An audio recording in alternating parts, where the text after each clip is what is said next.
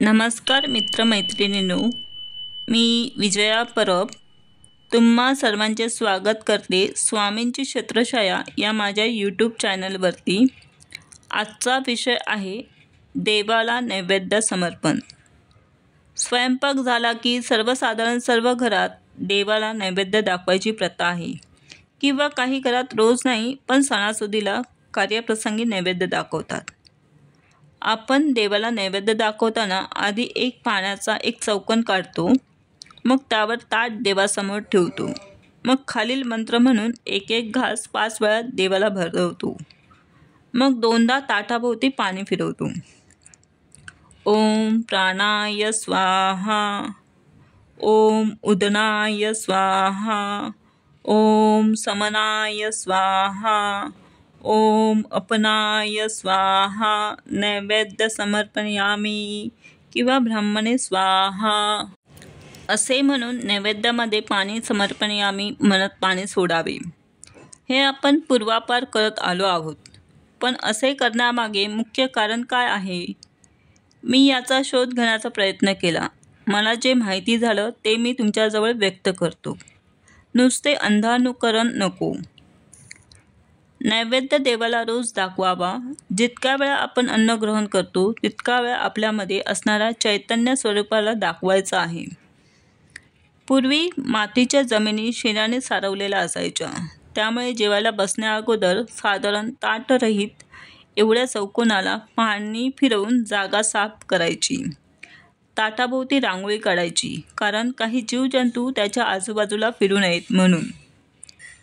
कारण रांगोळीच्या या खरखरीतपणावर जीवजंतूंना चालायला अवघड जाते। मग जेवणाचे ताट मध्ये ठेवून भोवती पाणी फिरवायचे, कारण वाट चुकून आलेला एखादा जीवजंतू ताटापर्यंत येऊ नये म्हणून। आता या ताटाचा नैवेद्य हा आपल्या देहात असलेला परमेश्वराला दाखवायचा आहे, कोणत्या मूर्तीला किंवा फोटोला नाही। आपले शरीर पंचतत्वांनी बनलेले आहे। या 5ही तत्वांचे नाव घेऊन आपल्या शरीरात उत्पन्न झालेल्या जठराणीला अन्नाची आहुती द्यायची आहे, म्हणजेच एक एक घास भरवायचा आहे। या 5ही तत्वाची विशिष्ट जागा आहे। 1. प्राण म्हणजे वायू, त्याची जागा आहे। 2. नाक, तोंड, उदान, पाणी याची जागा आहे। 3. कंठ, समनाय, अग्नी याची जागा आहे। 4. नाभी, व्यानाय, आकाश याची जागा सर्वगात आहे। 5. आणि अपनाय, पृथ्वीची जागा गुरुद्वार आहे। अशा तऱ्हेने तोंडापासून सुरू होणारी पंचक्रिया मलमूत्र विसर्जनापर्यंत पोहोचते।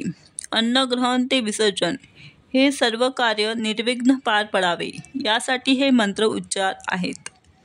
ओम प्राणाय वायु स्वाहा, ओम उदनाय पाणी स्वाहा, ओम व्यानाय आकाश स्वाहा, ओम अपनाय पृथ्वी स्वाहा, नैवेद्य समर्पयामी।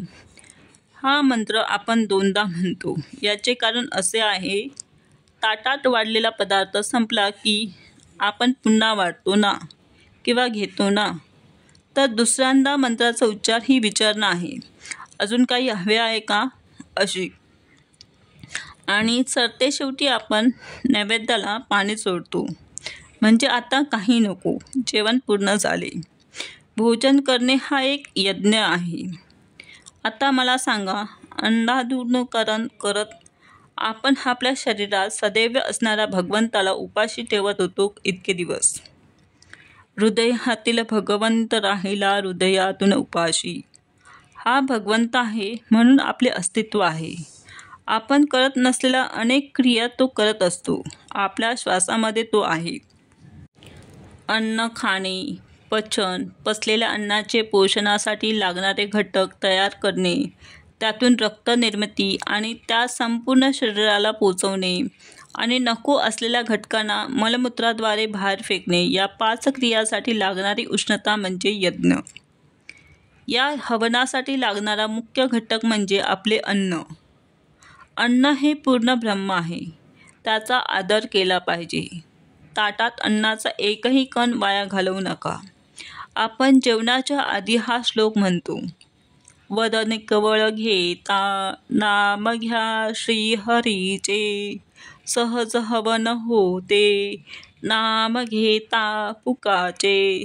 जीवन करी जीवित्वा अन्न हे पूर्ण ब्रह्म, उदर भरण नोहे जाणिजे यज्ञ कर्म. अन्न ग्रहण करणे म्हणजे फक्त पोट भरणे नाही. त्यामुळे जेवताना आपण प्रसन्न असावे.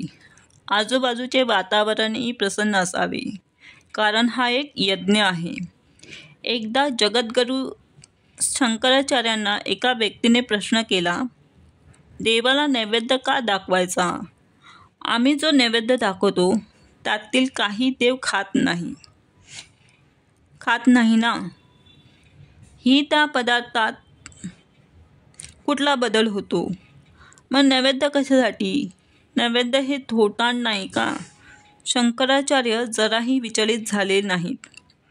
त्यांनी शांतपणे उत्तर दिले, जेव्हा कोणी एक व्यक्ती देवाला नैवेद्यासाठी पेढे घेऊन जातो, तेव्हा रस्त्यात कुणी भेटला तर त्याला तो काय सांगतो? हे पेढे माझे आहेत, मी आणलंय देवासाठी. पण तेच पेढे जेव्हा तू नैवेद्य दाखवून आणतोस, तेव्हा कुणी विचारलंस तर तू काय सांगतोस? हा देवाचा प्रसाद आहे, हा रामाचा प्रसाद आहे, हा हनुमानाचा प्रसाद आहे. हे माझे नाही तर परमेश्वराचे आहे. ही भावना मनात रुजू होते. हीच तर सगळ्यात मोठी गोष्ट आहे. त्या प्रसादाने तुझ्यातला मी बाहेर फेकला गेला. परमेश्वराला नैवेद्य दाखवल्याने माणूस त्याच्यापुढे नतमस्तक होतो, अहंकार रहित होतो. स्वच्छ आणि निर्मल मनाची त्याला अनुभूती येते. हेच महत्त्व आहे नैवेद्य आणि प्रसाद यांचे.